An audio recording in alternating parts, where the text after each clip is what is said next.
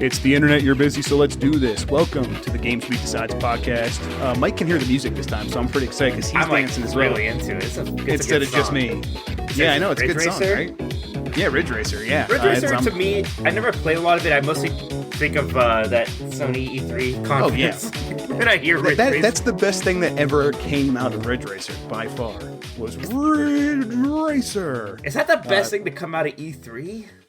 Man. I mean, that's a tough one. We could do that. That's what. God, that was such a good conference. I think the way we're doing it, so we're going to do a couple of the E3 conferences this episode. I think that last one before E3, we'll be able to play around, and maybe we should do the best things that ever come out of E3. And that could be games, but it's probably going to be that. Or crap. Oh my God. I was going through some of my old stuff yesterday, and I found like some of the stuff I got from my first E3, and I went to like that weird Konami press conference that year.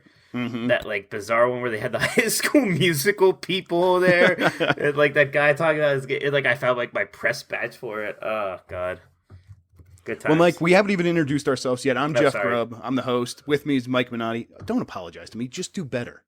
And now he's literally drinking as I'm asking him to introduce himself. Yeah, I'm just disappointed. I'm not mad. In today's episode, we're going to talk about the week's news, as well as Ubisoft, Activision, and Bethesda at E3. Why are you looking at me like that? I was just playing with my eyebrow because I thought I could look like The Rock. I'm sorry. You have to ignore things I do sometimes. I'm a child. No, you don't look like The Rock. First, I want to thank everyone for joining us. I want to thank our sponsor this week, Intel. We can release this show for free because we could charge otherwise. We could release this show for free thanks to Intel's support. You can also get more from me and Mike at GamesBeat.com. If you have something to share with us, email the podcast at gamespluspodcast@VentureBeat.com. That's the plus sign. If you're watching on Facebook, YouTube, you can subscribe to the audio version of the podcast on iTunes Music, Apple Podcasts, is that right? Google Play, Stitcher, wherever you find your podcast, you're going to find us there. Finally, if you like the show, rate us on iTunes. Mike, so what have you been up to? What have you been playing? I see here on our list that you have Heroes of the Storm. Have you been playing in the effort to get the Diva skin, or have you actually been playing? Okay, that was probably. So you're not playing it because you like Heroes of the Storm. I mean, I know you like it, but. Yeah, I mean, I'll tell you what, I'm probably having more fun with it this time. I think it helps, honestly, just that there's are more people who want to play it now. Isn't that wild how it seems like this game is the most popular it's ever been? And I think it actually has less to do with the fact that it gave out 20 free heroes to everybody, and just more to do with like this really big Overwatch cross-campaign thing. I mean, it's so big. They know how big it is, though, because anytime I'm anywhere on the internet, ever, the one ad I see and that I notice is Diva in that stupid cop uniform, and I'm like, man, I want to play Heroes of the Storm. That's a great uniform. No, I know. I want it so bad. I'm like, that is a dope skin. I want it, but it's everywhere, and it's haunting me because I've like loaded up Heroes of the Storm once, and like the idea of like having to wrangle people together to play, and I know you guys were playing. I'm like, okay, I need to just get home and jump in. Well, the nice thing is you could just play against bots for a while. Like you could play with friends against bots. I mean, have you ever really done much with MOBAs? Not too much. If I was going to, Heroes of the Storm was going to be the one, and I definitely considered it. I definitely considered it. Yeah, and I don't mean that like a lot of people say that in a condescending way. It's simpler and just I can actually play it way at this point. Like it's such an investment to get into Dota 2 or even LoL, and LoL is easier than Dota 2, but man. And just like after getting into Overwatch and seeing Blizzard's onboarding in action, the way that they are very welcoming with their games, I'm like, I bet if there's a MOBA out there I could play, it's going to be Heroes of the Storm because it's going to have all the same sensibilities. Mm-hmm. And knowing people feel that way about World of Warcraft as well, where they're like, yeah, I really can get into this just way more than any other MMO because it had better onboarding. So I'm like, yeah, this is probably the one, but I still haven't, and I don't know. At this point, it feels like I'll just play more PlayerUnknown's Battlegrounds. Yeah, fair enough. That is the thing, right, with these kind of games. Like, you can only maybe have one or two in your rotation at a time. Right, exactly. It seems like, and Overwatch has kind of been permanently in one of those slots for me for a while. And like that's my question I'm asking myself is, am I going to still be playing Heroes of the Storm after this promotion's done? Like the only reason I might is because my brother AJ seems to really like it even more than I do, and if he like really wanted to play it with him, I'd be fine with it. Again, it's fun. I have fun playing it. I just ultimately like Overwatch more, and it's literally just like an inch away on the screen on the Blizzard app where like I Right. click Yeah. Overwatch or Heroes. So, but I mean, It almost becomes it's been muscle fun. memory. You get done with your day, and your mouse Yeah, just it's either loading up a porn site or loading up yeah, Overwatch, one or the exactly, other, right? Yeah, of course. Yeah. for sure. I'll tell you one game that I actually didn't even have it on my list here that I've played a few matches of now. Paladins on Xbox One. Mm. I never tried it on PC, although I think I installed it. Been meaning to try it, and it is very much Overwatch. Turns out It's that game's just Overwatch. it's very similar. There are heroes with similar abilities, and what I find fascinating is it is a lot like Overwatch, but people don't seem to care, right? Like it's still the No. success, and I think it's because it's the free to play Overwatch, Yeah, and right? it's deservedly so. And I think it's well fine that done. exists. Yeah, people are going to want that option, and people are going to prefer that option. At the end of the day, I'll just play Overwatch, and it has some things. I know it has like a skill card system, so you can kind of customize your heroes in ways that you can't Yeah, in but Overwatch. I don't know. That's something that doesn't sound like something I'd like, honestly. Yeah, I think. I think in the end, it's a detriment to that game because it makes it more complicated. It makes it so you are like, for example, I'm playing the Pharah character. Basically, it's a flying lizard, a lizard with a jetpack, and he has a rocket launcher. Imagine that. Yeah. And I'm playing as him, and one of the first things I did is I must have got a bunch of free currency or something, and I spend it on his card that makes him 65% faster when he's flying. And can you imagine if Pharaoh was suddenly 65% faster while flying around? Like how unbalanced that would be and how much harder it would be to hit her. And like, you're not going to know if that's the skill she's going to have attached when she comes at you. And like, it could be that, or it could be, one of her other things where she does more damage if she gets a direct hit. So it makes it the balance, the fighting game element of Overwatch, where it's like you understand each character, what they can do, Right. and you got it on your head. It's already complicated enough. You don't need to mix it up with all the skill Yeah, cards. Not that Paladins isn't fun. See, was I having don't a good like time I don't with it. like those kind of things in general, and it's one of the reasons, kind of going back to Heroes, where I like it more than League of Legends and Dota too, because you have things like that already, where there are like these back end things you can do to your heroes, like when you level them up, you unlock like slots, you can put gems in them, and it increases this stat by 2%, and it's like, oh, which stats to increase, and then when you're playing the game, you have to go to the item store. Which items are you going to get? And I don't like it because it so often just boils down to like the accepted build, right? And maybe there's some room for improvisation, but not much. It just becomes this weird memorization thing you have to do. Again, so yeah, like these things are more fun to me when the interesting stuff about it comes from like, just like things and stuff like, oh, I know like I can't fight this Roadhog right now because his hook is probably ready and stuff, the Right. hero compositions. Not like I don't know if this Roadhog has the plus 15% movement speed perk. Yeah, exactly. And I get why a free to play game needs that stuff. You need that complexity to give people a reason to want to spend money so they can customize their character and have all this different stuff. And the characters are locked, so you aren't necessarily going to be learning a lot of the characters by playing them because you have to spend a lot of money to get all the characters.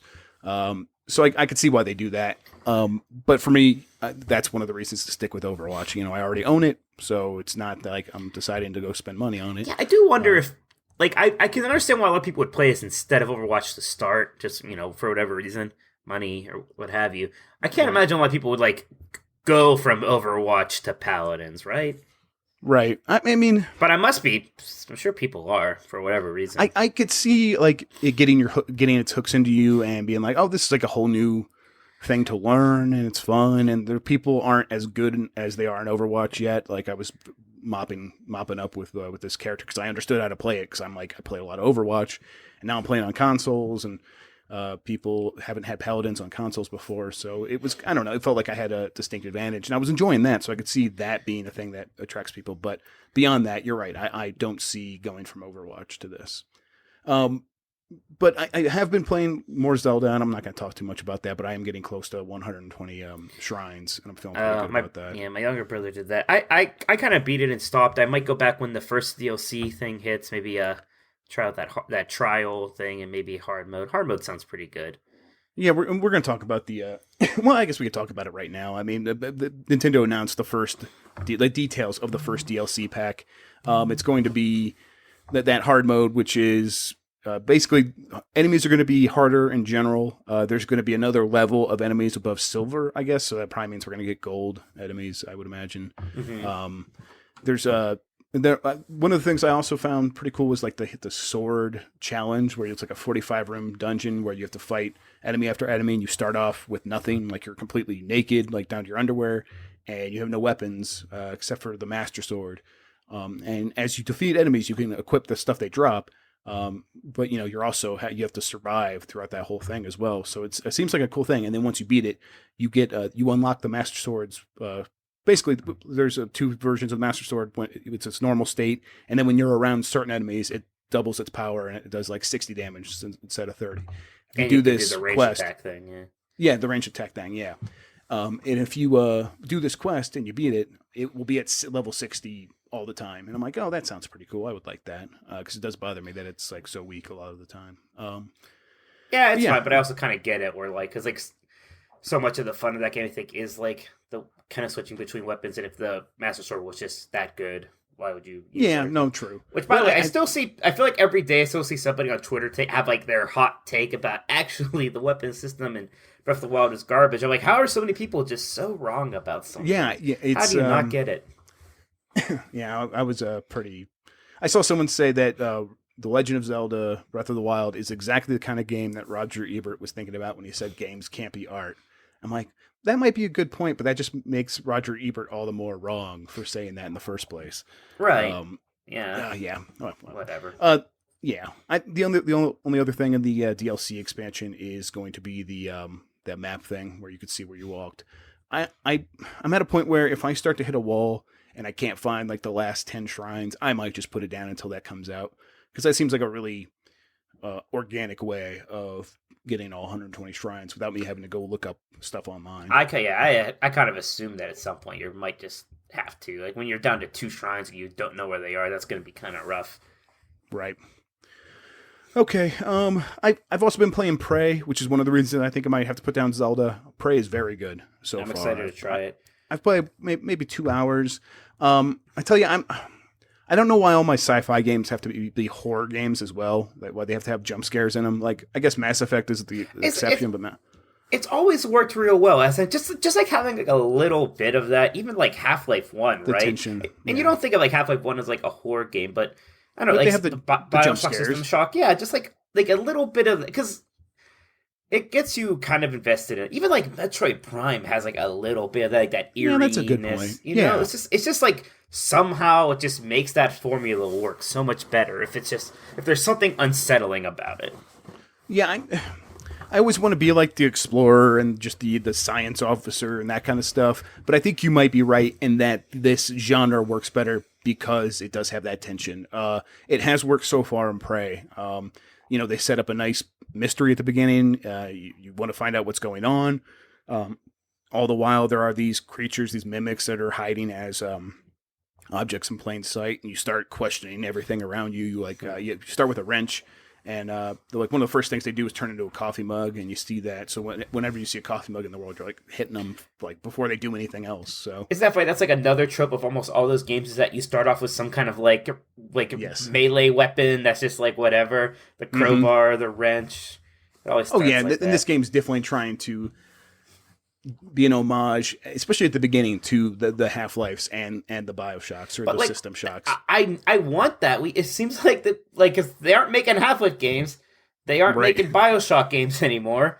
Like somebody kind of needs to come in and fill that niche a little bit, right? Isn't it so weird that Bethesda's taking the Prey license, the Prey franchise, and that's what they're gonna do that with this. They're like, this is gonna be our spiritual successor to the Shock series.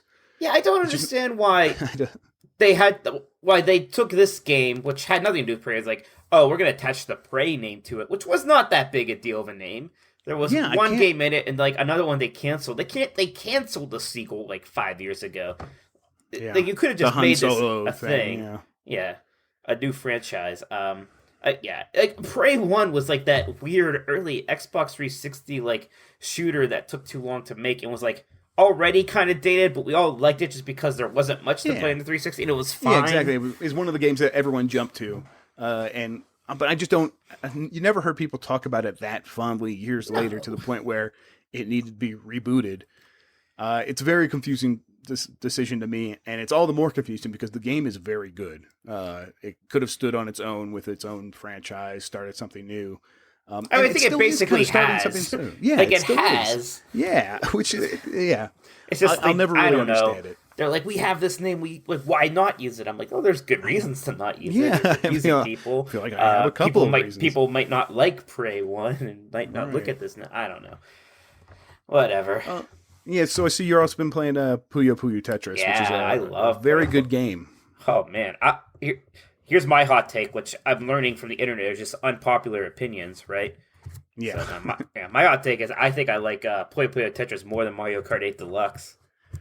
And that's a tough one, but I think maybe it's because I'm just playing it a lot. I'm sorry.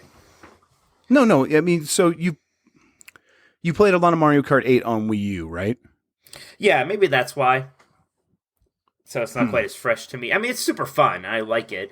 And I like Mario Kart, obviously. I think it's because I have played a lot of Mario Kart in my life. And, I've always played Tetris. And I played some of the Puyo Puyo games. But something about this, like, this is the time, like, I'm kind of getting into it. And I'm learning more about, like, how you're, like, a good Tetris player and a good Puyo Puyo player. And these kind of modes where it mixes it up. So, like, 2 times now, I've either had people over to play Mario Kart on the Switch, or I go over to, like, someone's house. Let's say, oh, we're going to play Mario Kart. And then, like, kind of, like, after, like, a couple hours, I'm like, hey, let's try Puyo Puyo Tetris. And they're always hesitant. And then when, like, I get them going, we end up playing that for, like, another 2 hours or so. Like, people, like, it's fun. They get into it. What's the big mode that you guys are sticking with the most?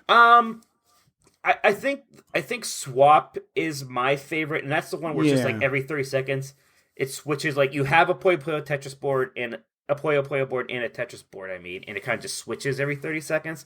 So it's like you might be about to lose in Puyo Puyo, but maybe you're doing okay in Tetris. So you just kind of have to, like, hope maybe that someone else loses before your Puyo Puyo board is done. And then it's cool because you can also just do the mode where you play either Puyo Puyo or Tetris. Like, and you're playing against everybody, so, just whatever one you feel more like. I mean, honestly, a lot of times people still just want to play Tetris. And that's what's cool, is, like, you can. Like, okay, we're just going to play Tetris then. That's fine. There's, like, the Fusion mode, too, which is, like, a little bit more complicated, but it's interesting where you're kind of playing both at the same time. Yeah.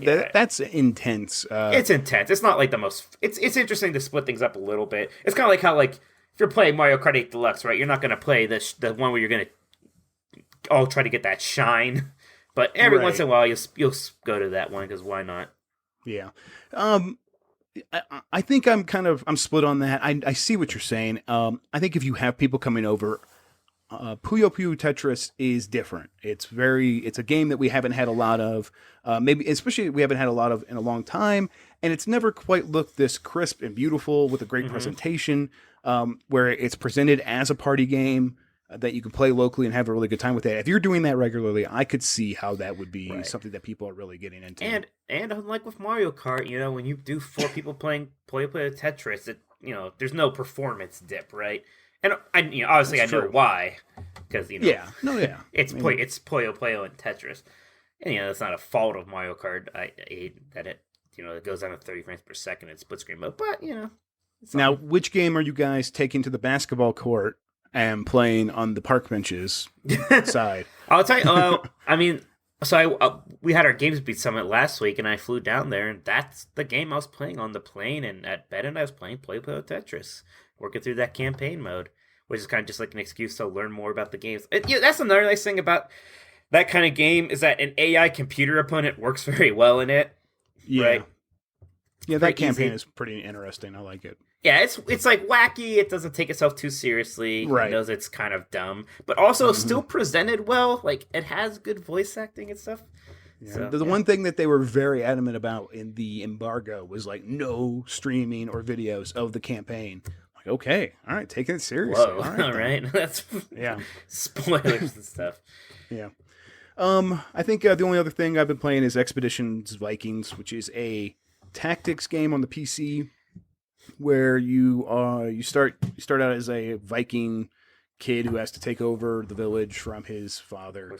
And it plays very much like a tactics game, like a Fire Emblem. But you also make a lot of choices in between the matches, based on where you interact with the characters, and your choices will determine like who joins your clan, things like that. It's not exactly like Fire Emblem's like social mechanics. It's more like maybe a mild Mass Effect sort of thing where where you're choosing dialogue options and things like that. And I'm enjoying it. It's a very good game. I want to get into it a little bit more and see if the tactics part holds up, because so far I've really enjoyed the other elements, and I haven't gotten too deep into the actual competitive part of it where I'm playing against these challenging computer opponents, and I want to see if that does hold up. So we'll see. I'll probably talk about that more in the coming weeks. Yeah, sounds about right. Yep. Okay. Mike, any other games from you? Nah, let's move on. Okay, so let's get into the news. We've already talked about the Legend of Zelda, the DLC packs. We'll just jump right into Darksiders 3 reveal leaked for PS4, Xbox One, and PC. This is something that I think Dean even got told about from THQ Nordic. So it's definitely happening. We know it's coming. As soon as it got leaked by Amazon.com, IGN posted their big thing about it because they were apparently planning a big reveal. So, what do you think about Darksiders 3 existing, coming around to this THQ Nordic? Apparently, from the team that worked on a lot of the people that worked on the first two games, and now they're making this third one. I don't know. So Darksiders, those are always games that I had always meant to get to, yeah, just never did. Right? Like Does this announcement make you really want to go back and play them? No, it actually makes me feel. It actually makes me feel more hopeless than ever. Okay. It makes me feel like, oh god, the third one's coming out, and I haven't played the other ones. I don't know if I can ever get into this. Because I don't know why. Like, sometimes there's games I could jump into the third one, but I just get the impression that for this, I don't, I would want to play the other ones in a weird way. But I don't know why I think that. I don't think there's any real. Well, they definitely have the lore where you're playing as the different, yeah, minions of the apocalypse and things like that. You played as War in the first one and Death in the second one. I know that because the first one had the War box was their definitive edition, and then the definitive edition for the second game was Death Infinitive. I can't even say it. Oh, it was that's like clever. Death instead of Death. Yeah, it was really good stuff. You're playing as Fury this time, right? So they're not doing the literal Four Horsemen of the Apocalypse. No, I think they have their own take on Which it. I get it. I see some people like Chris is like, I saw somebody like they do their research. Like, yeah, man, they just guessed, they forgot. Today they're like, oh shit, it's Pestilence, not Fury. What did we do? Yeah, oh no. Like, you're gonna play us. Like, you're gonna. Do we have Control F? Replace all? Control oh no. Oh god, yeah. So I don't know. I guess I'm excited. I'm glad they're still making them. People seem to like them. Aren't these games always kind of like not really big hits? I don't know. I feel like they were. To me, it always felt like the first Darksiders was a bigger hit than it had any right to be, and then the second Darksiders didn't hit in the way it was supposed to. That's how it kind of seemed like it went to me. Sure. I mean, it's hard to tell because THQ is having its own drama happening basically throughout the entire series run. Right, and it was, I think Darksiders 2 hit right at that time where THQ was about to close, so we never really fully understood whether or not it hit the way it was really supposed to. But, sure. Yeah, people seem to really like them. I guess there's Zelda clones. The second one was a little bit more open world, but I don't know. I really want to go back and play it. I started it and never actually ended up. Because there aren't really a whole lot of Zelda clones when you think of that. So. Exactly, and that's one of the things that I think really made it stick out is that it was a Zelda clone in a world where no one else was trying that. Yeah. Okay, let's move on. Oh, I'm going to try something. Oh god. It's going to be when we end our segments now. Well, I'm very- going to see if it's going to work. I think it's Isn't going that to work. just literally what One Up Yours did in like 2007? That guy had that keychain with the coin sound. Was that one up yours? I don't remember that. Oh, it was One Up Yours. I think maybe it was one of the other EGM podcasts actually, or One Up podcasts. There's a bunch. Well, here, let's see. What else do I have? I have Mario sleeping. You heard this one. I like it. I said, actual recorded dialogue of just me sleeping. All right, here you asked for it, Mike. Here's what we're gonna do every time we're between segments. Open salami. Open salami. So there we go. Which I don't even know what game that's from. I think Super Mario Sunshine. Open salami. I played Sunshine. I did not remember that. I don't remember that either, but I it. found it on the internet. Okay, Nintendo PlayStation prototype finally working. Hey. So yeah, I think that's pretty cool that Ben Heck, that guy that always makes those portable versions of modern consoles. He worked with the guy that found this in his dad's attic. They have spent like the last year basically tinkering with it, trying to get it working, and now it's up and fully functioning, and it just needs software now. So it's like he actually put out a call saying, "Hey, development community, people that make weird games, if you want to make something for the Super Nintendo's say, like PlayStation CD add-on, you can. We have it now. Here's how it works. Go ahead and do it, and we'll try to get it playing on this thing." Weird. So, yeah, I think those kinds of things are always more interesting in the idea. Like, okay, now we know exactly what it can do. I would like to see like what the emulators are like, and maybe try it out for myself from the comfort of my own home without having to actually have $10,000 to buy one. Yeah, sure. I mean, same. No one ever actually made software for it, so right. The rabbit hole only goes so deep. But it's sure Right. it's one of those things where it's like I don't understand very much about like hardware and whatnot, but just watching that guy like talk through and fix this thing was just very entertaining. Yeah, it was fascinating. Cool. Oh. Yeah, it's this cool little piece of game history. This little weird oddity. Yep. Let's see the next story. Player Unknown's Battlegrounds hits 2 million copies sold. I'm really enjoying this game. Have you had any itch to come back to it? Now we did a stream where we all played together. Not really. I liked it, but I still feel like in a year even or something when this game's like polished a lot more, I will like it a lot, and then I can maybe devote some actual time to it. And it's the same thing we were talking about before, right? Like I play Overwatch. Oh yeah. And like, I think it's super cool when I get it. But yeah, I think before you were like you weren't sure you would get it, but now you do, and at the same time you're still kind of coming away from it like it's still not quite your thing. Yeah, not exactly. Like I still would ultimately rather play like a team-based shooter kind of a thing than what do they call these, a battle royales. Yeah, battle royale likes is what I've been kind of calling them in news stories. But yeah, I get it too. I get why it's so popular and why people are buying it. It's a very watchable game. It's a game where even when I'm not playing it, I wouldn't mind putting on a Twitch stream and watching someone else play it because it's so easy to understand. So much more easier to understand than like any esport even. You put it up on the screen, you know what the person's trying to do, and you know how they're going to try to do it. They have the guns, they've got to just survive. This would be like a cool esporty kind of thing. Yeah, and they did that charity event last Thursday, and apparently it was a lot of people streamed it. It was very popular. They raised $200,000 or some shit like that in like one afternoon. Yeah, I hope it takes off in that direction a little bit. Even if it's not like even if people don't take it super seriously, I would just like to see it kind of have a somewhat dedicated community, so I can watch it all the time because it's entertaining. Like I've told this to Jason. Every match, I've never won still, but every match I feel pretty good because I always come away with a weird story about what happened. Sure. So. All right, a team was forced to change the title of their game because of Bethesda and ZeniMax. It had Prey in the name. I can't remember what the actual game was called. Prey for the Gods. And people were kind of jumping on Bethesda and ZeniMax for doing this because it's just a small little game. It shouldn't have even been on their radar, but their lawyers found it, kind of took it out real quick and said, "Hey, you got to change your name." And the developer did because they don't, they're not going to have the legal fees to fight it. At the same time, this is kind of one of those things where Bethesda and ZeniMax don't really have a choice. They have to sort of fight these battles and force little companies like this to change their name, because if they don't defend it, then they'll end up in court in a situation and when someone will say, "Hey, in previous examples, here's a game that existed and you knew about it and you didn't try to do anything about it. So why are you singling us out?" Like that's kind of anti-competitive. Mm-hmm. So it's one of those situations where there's no good solution. And it kind of sucks that it's always the little guy that has to end up changing it, but that's just the way it works. You know what? Pray for the Gods, not a great name anyways. That's true. You know what? Get creative now. You have a second chance. Well, now they're just spelling Prey funny. They're spelling Prey Praey. Yeah, and I don't know if that's really helping. Yeah. They should have done like one of those weird like AE combo things. I think that's what they're doing, actually. I think is it okay? I'm looking at like a text looking version. At the URL. Yeah. Okay. Yeah, that's what I'm looking at the URL. All right.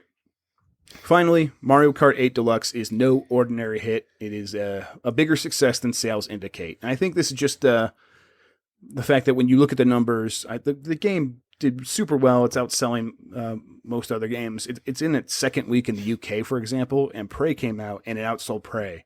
Mario Kart did in its second week. It seems like it is kind of doing better than I think like people's wildest expectations. So it's kind of the story with Zelda where the attach rate is just ridiculously high, and I feel like that's right. kind of happening here again. Almost kind of like what we were talking about back in those Xbox 360 days, where it seemed like everybody was like going from like one game to the same game. It was always the same games. It seems like almost everybody who has a Switch is gonna get Mario Kart 8 Deluxe, and then it's also probably helping to sell a couple of systems too. Well, I mean, I mean this, this if you can find one, right? And I think if for some reason you weren't into Zelda, this is a game that a lot of people always are into. Mario Karts are almost always the best seller on any Nintendo system. They're just big party hits. People like to play them. People feel like they can play them better than they can, play some other like third-person action game.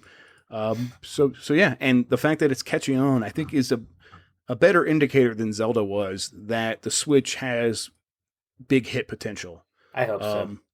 Yeah, I think we like when the Switch came out and Nintendo said, "Hey, this is our fastest selling system in the U.S. ever, faster than the Wii.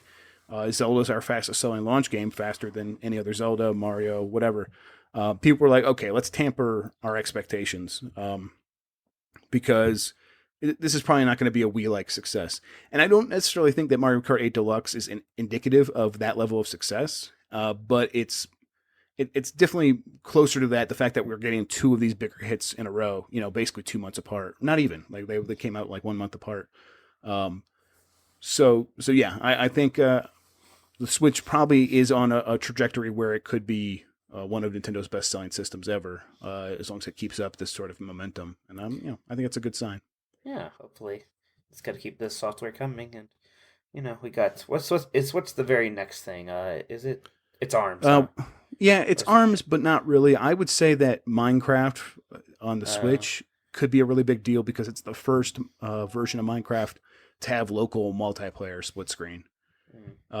That's something that, excuse me, that's something that other Minecraft games haven't had yet. And I think that the Switch is at the right audience. It could really appeal to kids in a big way. And right after Mario Kart, which is a family game, I think Minecraft could be the next game where people see that and they see it has that feature and it could really take off. So, but yeah, then ARMS after that, and yeah, we'll see about that game. But I have some higher hopes than I did before. Yeah, right. Me too. For some reason, I don't know why. It's like the first time they showed it, I think it's because they showed it like right after 1-2 Switch, and they were going a little too hard on that like motion control angle for it at first. And I was like, well, what is this? Right. But now I'm like kind of thinking, like, oh no, this could maybe be like the next Splatoon, where it's like this weird kind of thing that's just really super fun. Okay, Mike, I think that's going to do it for the news. Next up, we're going to do a little ad break. We're going to come back. We're going to get into our E3 topics, where we're going to talk about Bethesda, Ubisoft, and Activision. And for anyone listening, make sure you stick around to the end. At the very end, I have an interview with Playful's Paul Bettner. I'm going to attach that to the end. We talk about the new game Creativerse, which is a Minecraft clone, but we talk about why even calling that isn't necessarily a bad thing, especially these days. Okay, so what we're going to do is we're going to go to the ad real quick, and we'll be right back.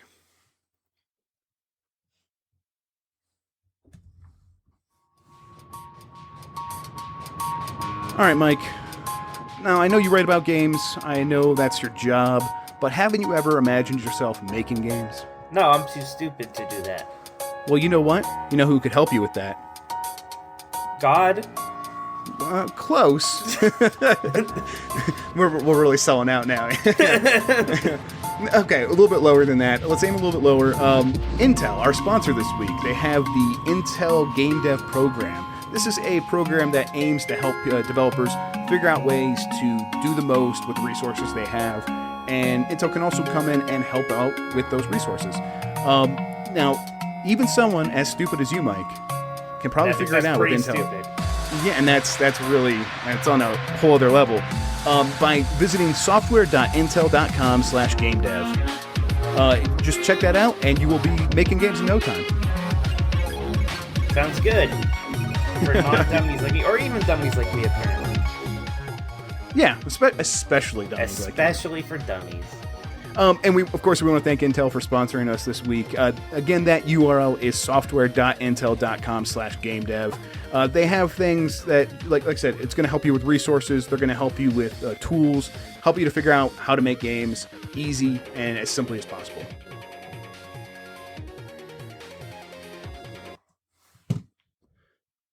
All right, Mike.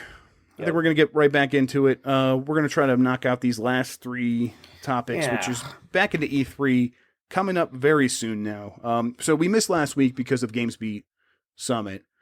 You were busy. I was busy covering it remotely. Mm-hmm. So we're going to catch up a little bit. We're going to bunch these three companies together.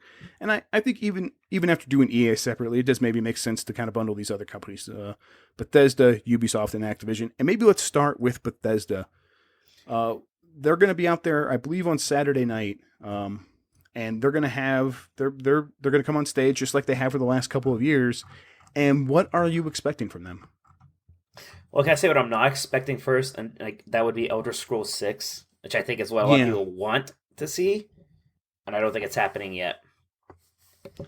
I think I agree with you. I feel like last year. So last year they came out with the Elder Scrolls Skyrim remaster. Mm-hmm. And that was their filler game.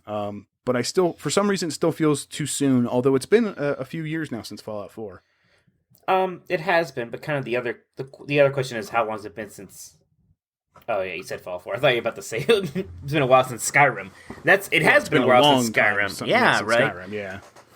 It's weird how long it's been since Skyrim, actually. It's hard to believe that was 6 years ago.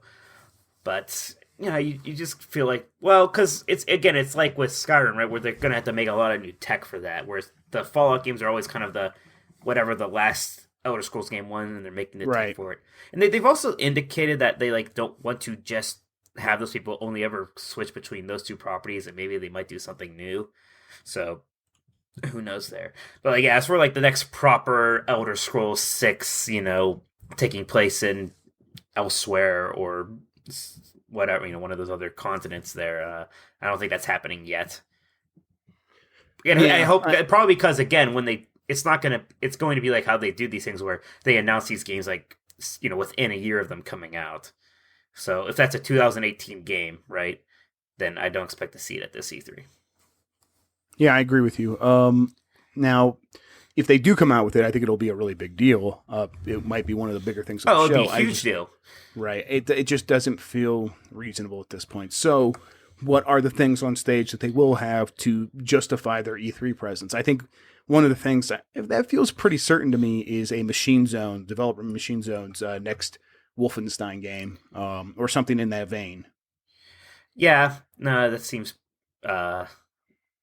reasonably expected, right? And I mean, well, there are... is Wolfenstein the last thing those guys did, the Old Blood? I think so, yeah. Well, they think it'll just be Wolfenstein again? Is that exciting enough anymore? I mean, I feel like people really like those Wolfenstein games, or the Wolfenstein and the DLC. Although the DLC, I think, turns some people off. But a lot of people talk very highly of that Wolfenstein game. So I would expect them to want to capitalize on that. Or maybe they're doing Prey 2. Who knows? Prey 2. Yeah, but what else are they going to talk? Yeah, looking at this, what else are we expecting? Do we get a Doom 2 already, or is that too soon? God, I don't know. You could probably get a. They probably will have a title like Doom 2, and they'll. Because remember last year when they had the Quake Champions reveal, and it was MS DOS, and people typed in, they had the MS DOS stuff, and it's Quake.exe. And enter and blah blah blah. They'll probably do something like that for Doom 2 and have a very similar logo for the old Doom 2, and it might peel away to have a more modern vision. But that's all we'll get. We won't get gameplay or anything. I think that seems reasonable because I don't know. That game was a huge success. That game was a huge success, and I feel like you can kind of you could get away with a more of the same sequel with that one, right? Right. I think people would kind of be okay with it.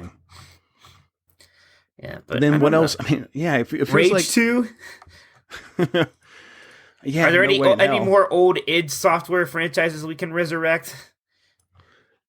Yeah, exactly. I mean, we got Quake, you got Doom, you got Wolfenstein, right? I mean, They're gonna have Wet or Rogue Warrior. I think. Oh, Commander I think they Keen's could. coming back. Yeah, I don't know. It feels Bethesda's the one that always feels weird to. I mean, they're gonna dedicate a long time to the Elder Scrolls Online, Yeah. like they did last year. In fact, just like almost looking at like the sparsity of it, almost makes maybe Elder Scrolls 6 slightly more of a possibility. Yeah, but then Elder Scrolls Online makes it less possible because isn't that like where they want most of those fans to go these days?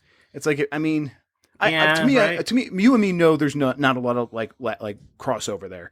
The people that are going to play the Elder Scrolls Online are going to play the Elder Scrolls Online, and they'll also play a new Elder Scrolls like proper. But I think like Bethesda might be thinking, hey, let's just keep focusing on this game that is still making money. It's Right, doing especially pretty because okay. you have the Morrowind expansion coming. I think there actually will be a lot of talk on that Morrowind expansion, right? Yeah, exactly. And I think they're going to rebrand that as almost a relaunch of the game. And I think it could even work. Honestly, I think a lot of people, myself included, are going to come back to it to check that out. Yeah, I mean, Morrowind's got a lot of cachet with that fan base, so they're going to capitalize on that. And I think that's what this E3 will be, which is to me makes the next Elder Scrolls like real game seem that much more off in the distance. But yeah, then we come back to the issue. Like, I mean, is there like what is there? Is there any chance of like another Obsidian Fallout game, kind of like how New Vegas came out not too long? Now that after would be Fallout 4? it'd be a really good idea. People love New Vegas. People still talk about that. Yes, Especially, I know, yeah. they talk about it specifically as an example of things that They don't Fallout like 4 about did Bethesda. comparatively wrong. Yeah, exactly. But Obsidian Entertainment seems like they're kind of been busy with their own things more so these days, right? Yeah, like too busy, and like they wouldn't want to work with Bethesda because Like they're Bethesda making their always seems Pillars to of rush them. Eternity too. Like I don't know if they have time to make Fallout. Yeah, I mean, now that doesn't mean there couldn't be maybe a splinter group within Bethesda, or they have another developer do a similar thing. Maybe they could do that. That could work. I think maybe we could see something like that, and I think a lot of people would be excited by something if they were like Fallout 4, New Vegas like. I wonder if we'll see some other weird extensions of the Elder Scrolls franchise, like we saw with Legends, the card game. Like there's going to be like an Elder Scrolls Legend MOBA, or some sort of weird Elder Scrolls thingy, a Diablo kind of game, or an Elder Scrolls take of like a portable game, like kind of like how they had Fallout Shelter. Here's the Elder Scrolls portable game where you watch meters fill up and build a town or something. Yep. Yeah. Exactly. I think that's another good guess. But as for big games, like, do you think they go back to working with like Evil Within 2, something like that? Yeah, I was looking at that, and like Evil Within seemed like it was a big enough hit to get a sequel. I don't know if that's something that really excites a lot of people, but I think it's something that you can look at and say, yes, the sequel will make money, and here it comes. I just want Brink 2, man. Just give me more Brink. 2. No one wants Brink 2. Man, they have Call of Duty controls in this game, man. You can have Call of Duty or Halo controls, all what you want, man. You're just a liar. Okay. Yeah, I think that's gonna have to do it for Bethesda. That's the company, and you know what? We did say this when we talked about EA last week. For a lot of these companies, a lot of these prediction episodes, we're gonna be saying, what the hell are they gonna possibly have on that stage? To the point where it always makes me wonder, like, does E3 make sense for a lot of these companies? But Bethesda and EA, all these companies, they have their own presentations. They keep spending the money on this stuff, so clearly they think they have some reason to do this. Well, Ubisoft's interesting because I think there's maybe a clearer idea of what we were expecting from them. Yes, that's true. This is one of the bigger softballs here. Because I mean, the big thing here is that Assassin's Creed is probably coming back, right? We're probably going to see, and we're already hearing some rumors about what the next Assassin's Creed is going to be. After its big break. Isn't it funny how 1 year is like this big break for this franchise? Yeah. And even during that 1 year, we had the movie, so kind of like we still heard about it all the time. I mean, it's one of the biggest breaks the series. I mean, it is the biggest break the series has had since like the first and the second game, almost a decade ago. Mm-hmm. So yeah, I mean, maybe that was a decade ago. So yeah, I mean, people are going to be excited for Assassin's Creed again, especially if they make some big jumps. I think especially if they go back to anything to do with sailing, if they bring back Black Flag's gameplay. I'd be down for that. Yeah, me too. Black Flag's one I really enjoyed. I didn't finish I think it, a lot of really people, enjoyed it. I think for a lot of people, Black Flag was like the last time that they were excited about the series. Like you could say like the last, people, some people, I know you liked Unity. I know some people liked Brotherhood. What was that? England one called? See, I can't even remember their names anymore. Syndicate. What's that called? Okay, yeah, that one was Syndicate. Assassin's Creed Syndicate. Right. Yeah. I know that a lot of people liked it actually, but it's just there wasn't excitement about it. Whereas Black Flag, people were like, "Hey, this is surprisingly great." Because Black Flag, people were ready to be tired of Assassin's Creed when Black Flag was coming out. Because people didn't really like 3 very much, but then they begrudgingly all liked it. And then it was the exact opposite with Syndicate, where people were like, "No, it's already behind us. I'm ready to put this series to bed." And then a good game comes out, and the people ignored it anyhow. So that's when the series was at its lowest for sure. After Unity, which again I liked a lot. So okay, there's gonna be another Far Cry game as well. Yeah, we're hearing about that. Man, that's good. I feel like that's gonna be a hard sell because I feel like Far Cry is wearing itself out a little thin. The big issue I think is that you had Horizon basically just be a much better Far Cry game recently. Yeah. I mean, have you heard the latest rumors about what this Far Cry game is? I saw they were floating around. Can you maybe summarize them for me? Basically, it's going to be a Western. That's smart, I guess. It definitely sets it apart from what you were saying there, Horizon Zero Dawn, and from Far Cry Primal, which is apparently a game that sold very well. It could work. That makes sense, but man, that doesn't sound like great timing with Red Dead Redemption 2 coming out. No, you're definitely right about that, but I mean I don't think that necessarily means that. Doesn't necessarily mean that the game won't work. I think there's going to be people that recognize that Far Cry name and want to try it, and if they're going to see that the Western setting is very different than what they've seen before. I was really excited about Far Cry Primal because I thought that setting sounded super interesting and fresh, the whole caveman thing. And then it just ended up feeling exactly like Far Cry 4. Even without guns and stuff. It was the same map and everything. It's the same, even without that, even without that really obvious thing, it's like, oh god, this formula is just really kind of getting a little old and repetitive, and there's got to be something there. Clearly there was, because we've seen a couple games come out do a lot of that stuff way better. Zelda and Horizon just at the top of the list there. Right. But there have been other examples, and just more meaningful side. Like Far Cry is kind of the standard bearer of the generic side quest, right? Where it's just like, oh, go do this thing. There's not really a reason, but you're going to fill your time climbing a lot of towers and clearing camps and stuff. And I just don't really want to do that anymore. I don't mind doing it, but there's got to be a better reason. Yeah, and I think the Western setting could give them a lot of leeway in getting creative with the things that you're doing. And if they really lean into that, they could pull it off. If it turns out to actually be accurate that it is a Western setting. But we'll see. It's another game where it's going to be expected, so it'll have to have a lot of big surprises within itself to get people, I think, excited. Although Far Cry does have a lot of fans. But what do you think about the For Honor gap? What's going to fit into that, or Steep? These games from Ubisoft where you don't really see them coming. And they're unique and new, and they're risky, and sometimes they pay off. For Honor was pretty popular there, although I know it pissed off its community. But For Honor was pretty popular, and it's still one of the best selling games so far this year. Do you think they're going to have anything within that range? Yeah, I think they will. Again, it's hard to say what it is because it'll be something kind of weird and unique. But yeah, I think they'll have at least one of those. I think we're gonna see For Honor stuff still. They'll have some DLC or something. Yeah. But so they had the extreme sports game, Steep. They had this online competitive sword game for Honor. I'm just trying to think if there's any obvious genres that they could go after. Here's one. If any company is going to chase after the Battle Royale it's going to be Ubisoft. Make a Tom Clancy skin for that. I think that is... I was just thinking, what would the next Tom Clancy thing be?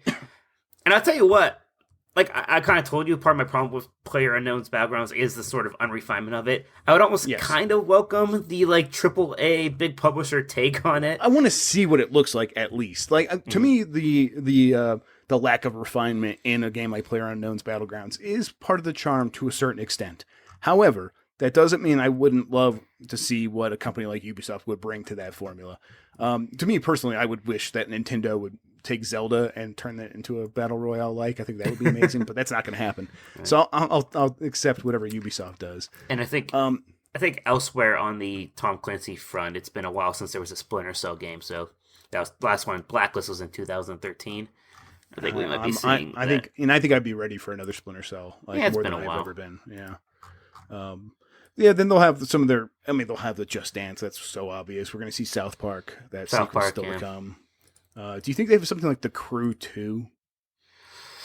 I don't know about The Crew. The other thing I'm kind of curious about is what's going on with The Division, if anything. Yeah, I feel like The Division's going to have to wait on the sideline until Destiny 2 plays out. And they're going to have to wait and see what happens with Destiny 2 before they can come out with like anything really too big about the Division. You think? Yeah, I guess that makes sense. Yeah. I mean, the Division like appeals to me more than Destiny does, but I still think that Destiny's going to have to play out because people are insane about Destiny. Sure. Yeah, I think that pretty much covers it for Ubisoft. I mean, they're going to have some surprises that we're just not going to be able to predict. And they might have some of their smaller games like Child of Light that they've had in the past. Sure. Grow home and grow up. So maybe we'll see. Rayman's coming back. I don't know. Probably not. Yeah. Oh, okay. Well, yeah. Beyond Good and Evil. Do we get Beyond Good and Evil 2? No. Yeah, No, of course not. Of course not. So there's that. We'll get a new screenshot leaked, and that'll be it. And There you it'll go. be another 10 years.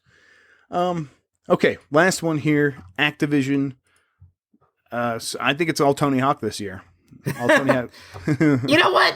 Tony Hawk's going to come back at some point. You laugh. Well, I guess it did, right? And I already forgot about Tony Hawk's Pro Skater 5. Oh my god, that happened. Yeah, Never mind. No more Tony Hawk. We should No more play Tony Tony Hawk's Hawk. Pro Skater 5 again. No. Like this next week or something. Yeah, I we wonder how totally much should. they could. I wonder how much they fixed it. Like how much of it could have been fixed. Yeah, I want to see what they like if they did anything to it. We should totally play that again. I want to see where that's at. Man, I really hated that game. It was infuriating. It was the most upsetting. Yep. Oh god, we can't Okay. even go down there. Right. So probably not Tony Hawk, at least not yet. Okay, I guess let's start with like Activision's. Like we know about the Call of Duties. We'll talk about those maybe a little bit. But do they bring back anything like in that vein of the Tony Hawk vein, or like I mean they're probably not going to bring Guitar Hero back. That's already been attempted and failed. Right. I mean, it's like has Skylanders been gone long enough to quote unquote come back? Has it? Yeah. Has it even? Wait. Has it really been away? Did they not have one last year? They did not have. Was it Yeah, I think it was last year. They did not have one, or was it the year before? I don't know, something like that. I don't know. Again, that whole thing seems to be on the decline-ish, right? Yeah, for sure. I mean, it's following the Activision path where it was a huge hit for many, many years in a row. Right. Like, well, what else is gone from like the typical Activision? Well, Some of the quote unquote Activision games I care about are Blizzard games, and those don't show up at E3. Right. Yeah. We don't even have to like really talk about those. I mean, I'm sure Overwatch will have a place on like in Activision's booth somewhere, but it's not going to be a huge thing. They're going to like Destiny 2 is going to be their big thing, and Call of Duty World War 2. And to answer your question, like what's been gone that they could bring back, World War 2 games is one of them, Right. and they're already doing that. They've already confirmed that. So yeah. No, I mean Skylanders Imaginators. It says 2016 on all of these. Oh, my bad. Then maybe it was this year. They already said that they're not doing one because I thought there was something like that. Maybe I'm just a stupid idiot. God, you're so dumb. I think you're right though. It is 2017. There's not going to be one. So I mean, that'll come back next year. Right. We can always hope for a proper Spyro game coming back, but I don't doubt that. Yeah. Well, yeah. I mean, don't they own the license to Crash Bandicoot? Like, did anything happen with that to the point where we're going to get a real new Crash Bandicoot game? I think it's probably going to happen at some point after this insane. Yeah, because that hasn't even come out yet. Yeah, that's still happening first. So give that a second, and then we'll kind of see what's next. Prototype 3. That's what we're going to get. Prototype 3. Yeah, probably not so much. Yeah, it is weird how much. Like, I mean, Activision Blizzard does super well, but it's kind of it is like with the usual suspects. Like, you do not expect surprises from them. Right. It's Call of Duty, Destiny. In the past, we would have expected a Skylanders. But yeah, this year it's very much Call of Duty and Destiny. It is going to that's be, it. It's going to be a lot of Call of Duty and a lot of Destiny. Yeah. And like maybe a little bit of Crash Bandicoot. I don't know. I feel like Crash Bandicoot's going to show up at Sony's thing, not this. Exactly. Yeah. And you know, Activision doesn't have their own thing where they take a stage or even have an online streaming show, they usually join other companies on their stage. So we'll see Call of Duty and Destiny both on Sony's, during Sony's presentation. And that'll be. I'm interested. I'm interested to see how they sell both of those games, especially Destiny 2. They're gonna have to really come out and show how this game is different and better. And a lot of people have a lot of high hopes riding on that. So that's going to be the most interesting thing about Activision. But beyond that, yeah, they almost might have to devote more time to Destiny because there is something you have to sell there. Whereas Call of Duty World War II is selling itself in a lot of ways. You just have to show it. Yeah, people want that World War II. At least that's what they claim they want. I bet it still doesn't sell as well as a lot of the past games. So, well, yeah, I think so. Hot take. Yeah, there's my hot take. Did you just learn the term hot take? Is that what you said? No, but it's just been used. I've just been seeing it used all the time, and I just realize people are just saying it so that they can have an unpopular opinion. And oftentimes bad ones, but hey, whatever. Yeah, I mean, yeah, that's my hot take right there. Mike, I don't know if there's anything else to even talk about with Activision. It's such a weird company. So, kind of talk about these three companies. Like, what is the one thing that would excite you that you think you could see from Bethesda, Ubisoft, or Activision? Obviously, I think obviously for me, the idea of an Elder Scrolls 6 would be exciting, but that would be the most exciting thing that could happen with these three that I would actually expect. Yeah. I guess the thing that would be most exciting is if, a new game in a sequel or in a franchise that I love like that would be very exciting. That would be cool. But at this point, I'd almost rather see Ubisoft come out and say, hey, we have learned a lot from our games and we are taking big risks with the games that you already know are coming. We talked about Far Cry, Western for a long time. I would like to see them show Zelda Breath of the Wild improvements to the genre already baked into that game, to the point where it's okay, everyone is doing the things that we expect in terms of the brand names and the franchises, but what's happening within those games seems very risky and well thought out, and we're at a point where games kind of shouldn't be bad anymore. Don't you feel like 2017 is the year where it's games shouldn't be bad anymore? No, it really is in a way. It's who has time to play a decent game anymore? And Mass Effect Andromeda comes out, and it's a that's shock. That's exactly what it was. Yeah, it's a shock to a lot of people that it's kind of mediocre. I thought it was actually kind of bad, not terrible, but to the point where you probably shouldn't spend too much of your time playing it unless you know that you're really going to enjoy it. But Nier comes out, people are frothing at the mouth for it. Prey's out, and Prey is one of the best games in this genre that it's in, so far. At least a lot of people are saying in early playthroughs. Zelda, Horizon Zero Dawn, all these games that people have figured out how to make good games. And I want to see that filtering into these huge franchises like Call of Duty and Destiny and Far Cry and Assassin's Creed. I think that would be the most exciting thing to me, is that those games look like they are making the advancements that we are seeing in all of these other franchises that have come out so far this year. Yeah, but Jeff, Elder Scrolls 6. I mean, same thing for that. It would be the 6th. Yeah, but no, yeah. If it was the Elder just Scrolls are kind that. of in a place where there aren't a lot of people making specifically that kind of game, that Bethesda style. I mean, they have a kind of thing too, because Fallout 4 is kind of got post shat on, right? At the time, everyone was okay with it. Then, after a few months, people were like, "I'll still defend that game." I thought Fallout 4 was pretty fucking. I kind of get it. I kind of get the criticism of it. I kind of agree. I won't say I don't get it. I do understand what people are saying. But no, I spent a ton of time with that game and I really liked it. It's no 2017 video game, but it's still pretty good. Right. But yeah, I mean, I just wanted to say something beyond Elder Scrolls 6, because of course. And again, I still don't completely expect that. So no, yeah. I mean, the big thing about E3 is a lot of times a game will get announced, we won't be excited for it, and then we'll play it a bunch of months later. Right, Doom. Wow, this was Doom. Is exactly what I was thinking in my head as I was saying that. So, we're gonna the truth is that the surprises are gonna. Yes, I thought it was a funny joke. Yeah, I was so sure that it was going to be complete garbage. So stupid. I think I was even embarrassed for them and for myself, being like, "Oh man, look at they're just trying to be super violent." They're like, "Oh, look how violent and edgy we are. We look, haha." hail Satan. And I was sitting there like, oh, I'm so embarrassed that this is my industry that I work for. And I was so wrong because that game owns so hard. That game was so good. It owns so much. Oh, it was a big lesson for Doom. Was a big lesson for all of us. I'm glad a Doom happened. Same here. I think I'm gonna exactly. It was a lesson, and I'm gonna try to apply that at E3 2017, where I go there, and if I see something where I'm like, at first I am thinking it looks pretty dumb, I'm gonna take a step back and just say, okay, wait, maybe I'm missing something. So, yeah. I think that's probably a pretty good note to end on here. We're going to come back next week. We're going to be talking about some of the bigger companies in the coming weeks, and we're going to end up with like a wrap-up show where we really try to get into into the, not just predictions, but maybe talk about some of the past E3s and what we liked and didn't like. For now, however, Mike, why don't you tell everyone on the internet where they can find you? Well, I'm always writing at GamesBeat, GamesBeat.com. I'm Tolkoto on Twitter. That's TOLKOTO. And I'm also doing the Exploding Barrel podcast with my brother, kind of another gaming nerd show. It's at ebpodcast.com. Fucking nerd.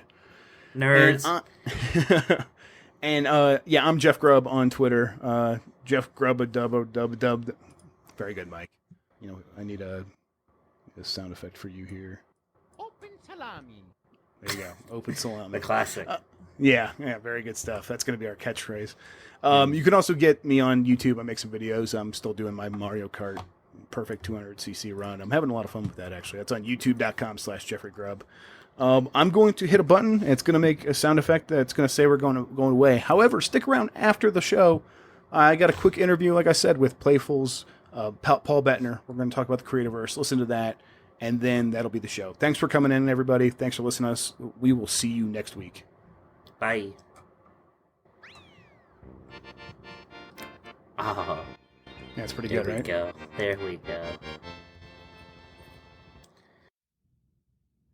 And we're back, and I'm speaking with Paul Bettner from Playful. I'm going to have him actually introduce himself, kind of give a little spiel about who he is and what he does. We're going to be talking about Creativerse. So, Paul, go ahead and tell everybody a little bit about yourself. Yeah, so as you mentioned, my name is Paul Bettner. I'm the founder and CEO at Playful.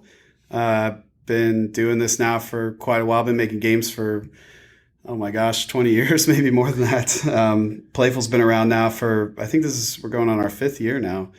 And we're working on a couple different things.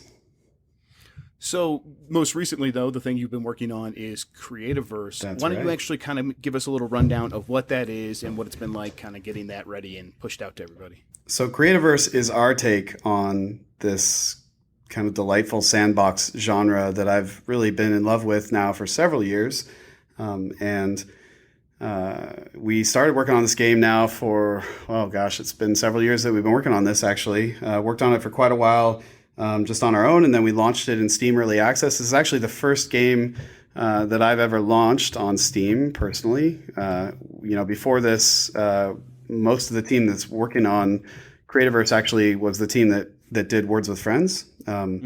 And so, we had previously, this team, myself and a lot of folks here had been working on AAA PC games. We did kind of Age of Empires, a lot of the folks here from Ensemble Studios. And then we did the mobile thing for a while and created the With Friends franchise, sold that to Zynga. And now here at Playful, we are working on a couple of different things. And we started on this project. It was one of the first things we ever worked on here.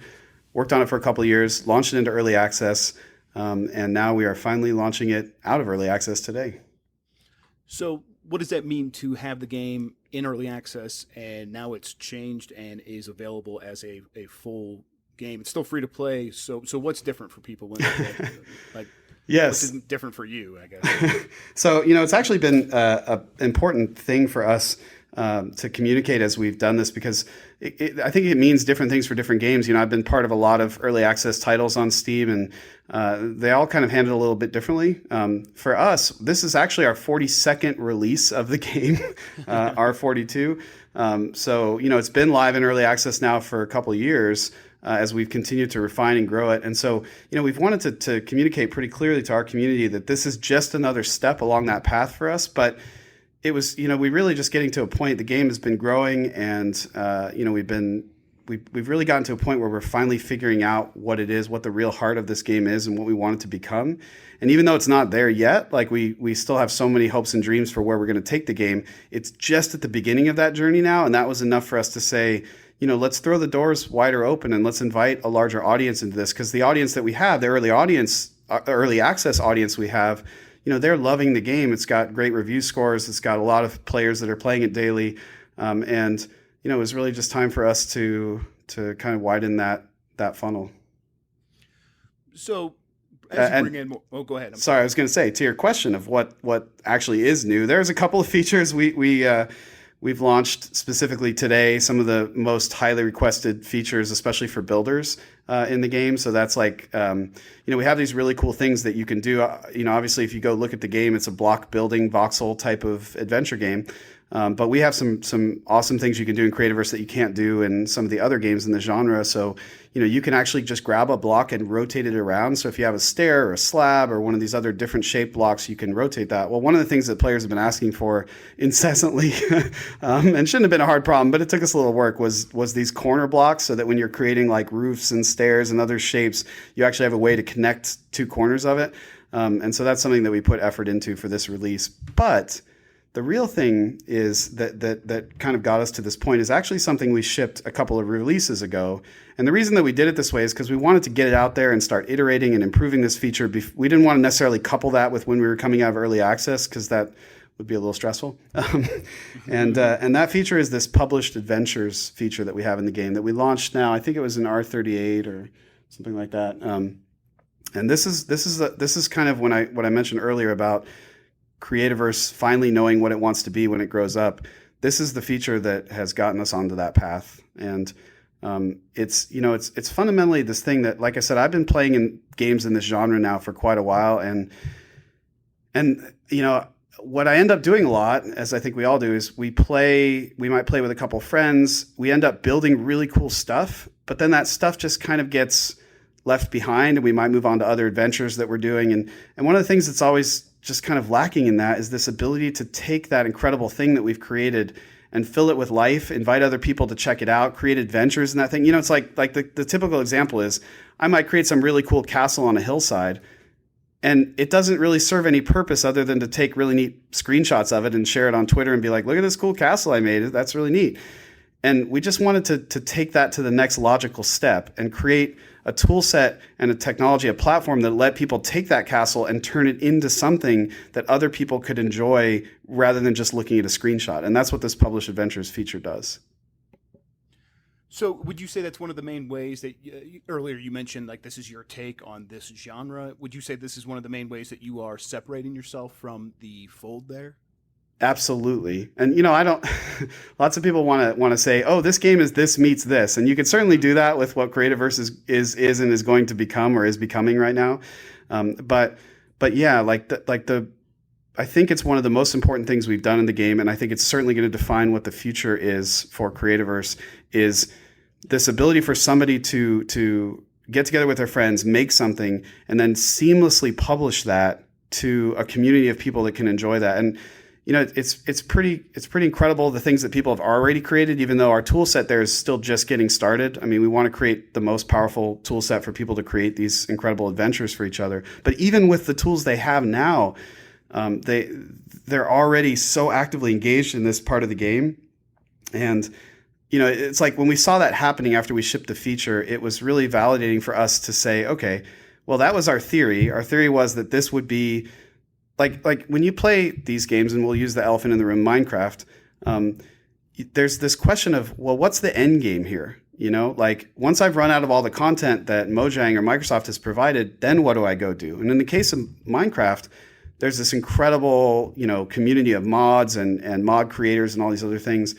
And we wanted to take that and, like I said, just extend it further and not just have it be in the hands of only mod creators, but really put that in the hands of the entire community. And so right now, just a dad and his kid playing together can create that incredible castle. And with one click, they can publish that thing to the community and say, here, come check out the throne room, go on this little adventure into our little dungeon that we created, whatever it is, and create this content that can be shared, liked, and eventually monetized by that whole community. So I guess first let's talk about that Yeah, monetization yeah. you said. So eventually, is that something that you guys is that like your main business model here to create a user connected economy where players are creating and selling things to one another? That is the thing that we are most excited about now. Yeah, I mean, when you you can see this happening now in a couple of different games, and probably the most successful or the most interesting from my standpoint is what's happening with Roblox, and I just think it's a tremendous thing because that game has created this marketplace, this economy where it's directly connected content creators to these larger audiences, and then allowed that to evolve on its own and provided increasingly better tools and support. But the real magic there is the simplicity of being able to have an idea or even take somebody else's idea or a template of an idea, like, oh, it's a racing game or whatever, but I'm going to make it a racing game where I'm racing ice cream cones around or whatever. And that may happen to be the thing that the whole community is really excited about right now. And the process of building that thing and publishing that thing being seamless is one step. But the second step is when people can actually monetize that, when we can create a marketplace there. I think it just kind of reaches this whole other level of compelling for the community. And so, yes, that's definitely what we're excited. One of the places we're excited to go in the future. So this whole conversation is making me think about the way people explore new ideas in games. I think for a long time there was always this. It was always thought it was a bad thing when you make a blank clone, like a Doom clone. Now that we have Darksiders clones starting to come out. Yes. And Minecraft clones, but those things always end up becoming their own genres that are no longer named that thing. Like we don't call first-person shooters Doom clones anymore. That's right. Is this something that you guys actively think about, where you're like, there is still, it's not just gold in them hills. There are ideas to be sought out here that maybe some games aren't exactly exploring? That's exactly it. And in fact, if you go back to the genesis of this project, of us starting work on this game, and the thing that inspired us then and inspires us even more now, because it's crazy to be, I mean, we've been on this journey. This game has been in development now for several years. And we're at a place where we're more excited about the future of the game now than we ever have been. But it's based on the same concept. So when we started this game, what was one of the things that was in my head is I could remember back to when EverQuest 1 first came out. And I'm sure lots of folks that are listening can probably remember that. I was working at Ensemble Studios at the time. We were working on the Age of Empires games, and we would work on Age of Empires during the day just so that we could get to the evening to play EverQuest all together. And we were doing that for several months, and we were all super addicted to it. And this was kind of at the, it was getting to the height of EverQuest popularity. I think they maybe had 400,000 subscribers or something. And I started running around the office saying, we got to make one of these games. We got to make a game like this. And I got a lot of resistance, actually, because what I was trying to pitch was, we just need to make a better version of this game. We need to take everything that Ensemble Studios was especially good at as a developer, which was accessibility, broadly appealing, bright, colorful art, lush worlds, great user experience, controls, all that kind of stuff. That we were doing pretty good at that stuff. And then couple it with this genre, which was barely even a genre at that point. It was really just one dominant game that was, this 3D MMO thing. And a lot of the pushback at the time was, well, first of all, EverQuest is at the peak of this market, like 400,000 subscribers. That's incredible. You could never get more subscribers than that in an MMO, a 3D MMO. Another thing I heard a lot at the time was, well, if we were going to do that, we would have to take and mix it with something. So it'd have to be EverQuest mixed with an RTS, or EverQuest in space, or just something else. And honestly, the case I was making at the time was, we just need to make a better EverQuest. And I don't mean clone it. I mean stand on the shoulders of what's great about this, because all great art is that way, And we can take what we love about this genre and not look at this as one game, but look at it as the birth of a genre and take it forward. Well, I didn't win that debate, and we never got to work on that at Ensemble. But I think someone at Blizzard was having the same conversation at that time. And the rest is history. World of Warcraft went on to, I don't know what their peak subscribers, like 14 or 15 million or something like that, and showed the world that actually people did just want a better EverQuest. You know, the core formula of World of Warcraft is the same as EverQuest, but they took a lot of those things that, of course, Blizzard is so brilliant at in terms of quality, accessibility, user experience, and they married it to this successful formula, and they came up with this brilliant game that, you know, dominated for many, many years. When we started on Creativerse, it was a lot of the same feeling. You know, I was playing games in this genre and feeling like, you know, there's just an opportunity here to take the next step and to not view games like Minecraft as well, there's one Minecraft, there'll only ever be one Minecraft, that's it. It's this one game, this one hit, and it's over. But rather, like you said at the beginning of this question, to be the birth of a genre, that eventually we would actually have a label for this genre, which we don't really have a good one right now, and everybody just uses Minecraft. It's all just Minecraft. But what we've seen already with the development of Creativerse and with our voraciously hungry for more early access community is that there's a tremendous appetite for games of this genre. You know, people love this core formula. And as an aside, what I want to say about that part of it, the core formula of this game, is because I think it's important to identify, especially if we're talking about a genre. What sets this genre apart from others? What makes it deserve to be a genre? And in my mind, it's one thing. Like there's elements of Minecraft that you could say are like Grand Theft Auto or like survival games, open world survival games like Ark and Rust. And that is one element. But in my mind, that's not the defining characteristic of Minecraft and the Minecraft genre. To me, what it is that when I play a game like Grand Theft Auto, I generally solve my problems by shooting things, right? By putting my crosshairs on something and pulling the trigger, or by crafting things that help me survive. But I think that the unique thing, the thing that sets the Minecraft truly apart and sets Creativerse apart, is that I solve my problems by being creative, by coming up with creative solutions to the things that the game is throwing at me. And that is what the genre is about. And that's fundamentally why the game ended up being called Creativerse. Well, that's excellent. Paul, I think that's going to wrap up our time, but I want to give you an opportunity to tell people where they can find Creativerse, if they're interested, where they can go to check it out and find out more. Creativerse just went live on Steam today, so get on Steam, search for Creativerse. In fact, you'll see it. It's all over the Steam storefront right now. But check it out. Join our vibrant community. We have thousands and thousands of people playing. We have tons of adventures you can already check out. And I greatly encourage you to become a part of that community. You'll be welcomed by us and by our community with open arms. And you can really be a part. You know, and this is the thing the other thing that for us has set Creativerse apart is I've never had this connection with a community of a game that I've created. And I think Steam is hugely to credit for that. Steam is such an incredible platform for us to have that connection with our community in real time. But I promise, you know, and I think that our existing community already knows this, but for folks that are thinking about joining the game, you really have an opportunity to be an active part of the development of this game and to really help us shape Creativerse into what you want it to be. So I hope you'll join us. Thank you so much for taking the time to talk with us, Paul. I really appreciate it. Thanks a lot. It was my pleasure.